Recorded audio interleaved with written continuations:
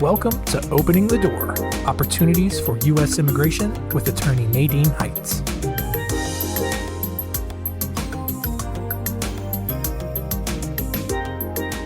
Welcome to episode number 2 of Opening the Door, Opportunities for U.S. Immigration. I'm Nadine Heights, an immigration lawyer in Lake Worth Beach, Florida. And today I want to talk about the naturalization process, sometimes also known as getting your U.S. citizenship.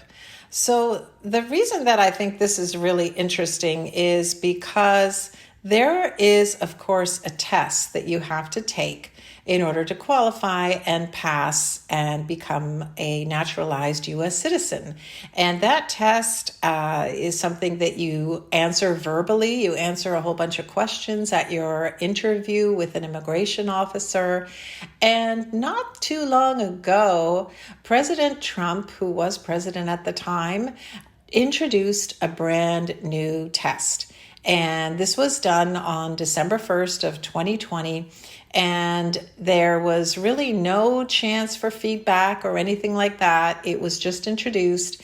And basically it involved a whole bunch more questions and questions that had somewhat of a political tilt, being a lot more conservative than previously.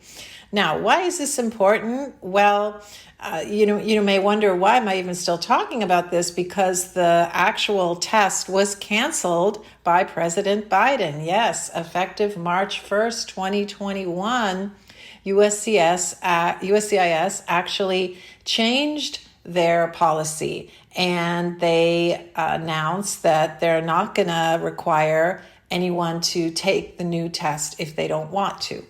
Now, it's a bit confusing. Do I have to take the old test, or can I even if I want to? If you studied the old test and if you filed your naturalization application between December 1st, 2020 and March 1st, 2021, and if you get your interview before April 19th, 2021, then you could choose to take the old test or the new test. But I'm going to explain why I think you should just go ahead and take the old test, because I think it's a lot easier, it has less questions, and I don't think it's as biased as the new test. And by the way, if you want any of these specific details and dates, you can go to my website, heightsimmigrationlaw.com, and go to the blog page, and you'll see I have a post about this called What's on the New Naturalization Test, which I wrote back in January when we thought that new test was going to be the one that everybody would have to be taking. So what happened with that test? Well, the last time the actual citizenship questions were revised was in 2008. So it has certainly been quite some time. But that test has been working fine. It's a bunch of questions that you have to answer, all about civics and geography and, a little bit of everything about some U.S. history. And there are 100 possible questions. So you have to study all 100 questions because you don't know which ones they're going to ask you. And they're going to ask you 10 questions, and you have to get 6 out of 10 correct. Now, the way it has always worked is that if you answer the first 6 questions all correct, the officer will just stop. They're not going to torture you and ask you 4 more questions and make you really nervous. They'll just stop and say, okay, you passed. I go with my clients frequently to their naturalization interviews, and, the majority of my clients do pass. It's rare that I've seen anyone not pass. Now, and if you don't pass, you will have a chance to do it over again. They'll give you one more chance, but you'll have to wait several months for a second interview. And if you pass that time, you'll be good. But what happened with the new test is they actually came up with more questions, 128 in total. And they were going to have you actually answer 20 of those questions, and you had to pass 12 to pass. Now, the ratio is the same as far as the percentage goes, but here's the difference. They were going to make you answer all 20 questions, whether you got, the first 12 correct or not. So think about that. You're going to be there. It's going to take twice as long, obviously, right? To ask every question, get every answer. I'm sure the immigration officers aren't going to be too thrilled with that. Luckily, they won't have to do it, but they will if somebody really insists on taking the new test, which I highly doubt. But even some of the questions that were on this new test are totally bizarre. And I think it's worth talking about because it just goes to show you what can happen when a certain type of president or a certain type of administration perhaps feels that the test needs to be made a lot more to their liking. For example, here's one question. Now, this is an easy question. Who does a U.S. senator represent? Okay, what's the answer? Well, on the regular old test, the answer is all people of the state, right? A U.S. senator represents the people of their state. But guess what? On the new test, the correct answer that they publish in their USCIS booklet is citizens of their state. So by changing it to the word citizens and instead of all the people, right away you're saying that what? If I'm not a U.S. citizen, my senator doesn't represent me? I guess that's what they want you to believe. And the same is for another question. Who does a member of the House of Representatives represent? And again, it's all the people of the state. But by changing it to citizens, then right away, that just changes the question somewhat. And then there were questions that were on there that were talking about the Federalist Papers, something that American conservatives have really, highly discussed. And it's something that even there's a magazine called The Federalist, a right-wing magazine, which discusses everything about the Federalist Papers. And for example, one of the questions on this examination is, many documents influenced the U.S. Constitution. Name one. And you have a choice of many answers. You just have to name one. But some of the documents that influence the U.S. Constitution, of course, are the Declaration of Independence. That's probably the most common one. There's others named here: the Mayflower Compact, the Iroquois Great Law of Peace, the Articles of Confederation. So if you were to name any of those, you would be right. And I think the most common one that people would remember easiest is the Declaration of Independence. But they added a document to this list called the Federalist Papers. But when actually that answer would technically be wrong, because it turns out that the Federalist Papers were actually published to urge people to adopt the Constitution, which had already been written and circulated by then. So how can you have the Federalist Papers influence the Constitution when they were written to urge adoption of the Constitution, and the Constitution had already been written then? So that doesn't really make a lot of sense. But anyways, that's the main reason. Well, I guess not the only reason, but that is one of the reasons that this test is not going to happen. Nobody will be forced to take the new test. Thank goodness. And, the other thing, too, is that this type of test is always asked of you out loud. It's not a test that you have to write any questions down. You don't have to check off any boxes or anything. You're just sitting there in the immigration officer's office and they're verbally asking you these questions. And when you answer them, they'll type it into their computer, and they'll keep track of the score as you go along. So thank goodness that you only have to go back to answering 6 out of the 10, and they're not going to torture you and ask you all of them.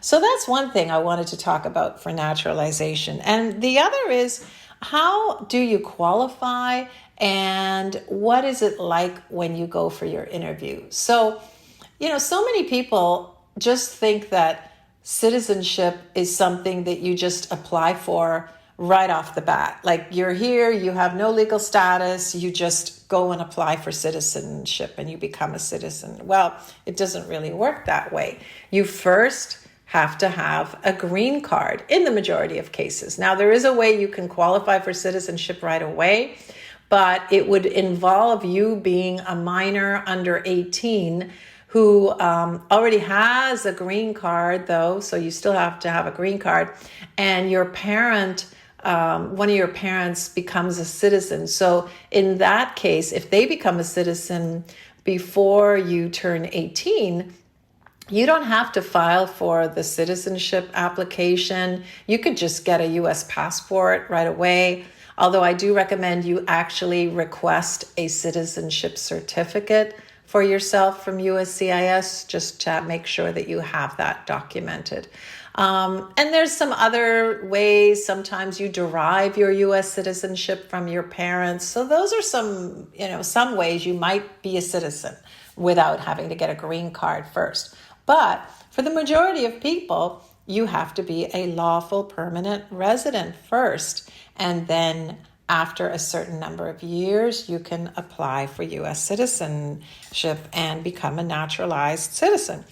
So now, how long do you have to wait? Well, that depends. It depends on whether you're married to a U.S. citizen or not. So if you're married to a U.S. citizen and you're a green card holder, you get a break. You get to actually apply for your citizenship in 3 years instead of waiting 5 years like most people have to wait. So generally the rule is 5 years being a green card holder, and then you can apply for citizenship.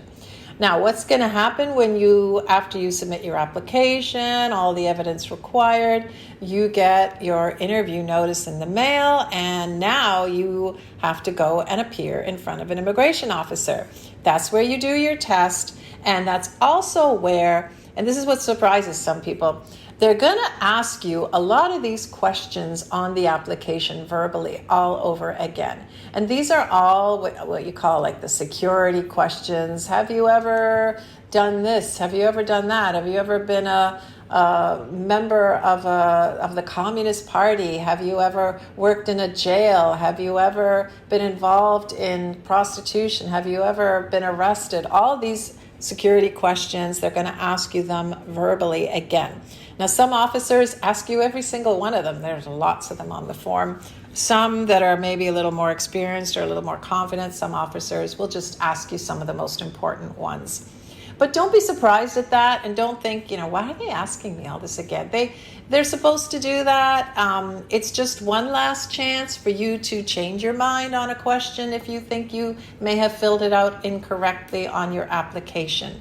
So it's important that you know and understand those questions in advance. Some of them, the way they're worded, are a bit strange. And I don't know, for some reason, the question, have you ever claimed to be a U.S. citizen, sometimes throws people off. Like, I get my clients sometimes, like, yeah, and like the officers, like, I'm looking at them, no, like, do you really understand what they're asking? They're asking if you ever claimed that you were a U.S. citizen. Like, did you ever write on any form or application that I'm a U.S. citizen? Did you ever check off a box somewhere, maybe when you applied for your driver's license, I'm a U.S. citizen? Because if you did that, then you're going to not get naturalized, because that is an absolute no-no.